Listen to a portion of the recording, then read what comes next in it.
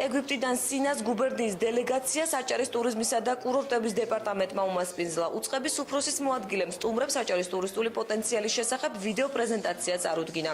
ეგვიპტელებს ინფორმაცია მიაწოდეს რეგიონში არსებული სასტუმროების, რესტორნების, დასასვენებელი და გასართობი ობიექტების შესახებ.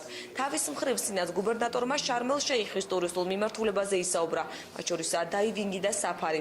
საჭარის ტურიზმისა და კურორტების დეპარტამენტის უფროსის მოადგილის მამუკა ბერძენიშვილის განცხადებით, ეგვიპტელი კოლეგების გამოცდილების გაზიარება რეგიონზე დადებითად აისახება. მათ გააჩნიათ დიდი გამოცდილება ტურიზმის განვითარების კუთხით და კონკრეტულად ზღვასთან დაკავშირებულ ტურისტულ პროდუქტებთან. ამიტომ ჩვენ ამ შემთხვევაში გვაქვს შანსი იმისა, რომ მივიღოთ დიდი გამოცდილება. ამ შემთხვევაში, რა თქმა უნდა, დაივინგზე შეიძლება საუბარი, მიუხედავად იმისა, რომ შავი ზღვა შეიძლება ზოგისთვის არ იყოს ისეთი დიდარი, როგორც სხვა ზღვები სოფლის მასშტაბით, მაგრამ ჩვენ ამის პოტენციალი გაგვაჩნია. ამიტომ ამ პროდუქტის განვითარების კუთხითაც შეიძლება მათთან თანამშრომლობა. ძალიან ბედნიერი ვარ, რომ ნახე ასეთი ლამაზი, სუფთა და მწვანე ქალაქი. აუცილებლად მოუყვები ეგვიპტელებს ბათუმის შესახებ.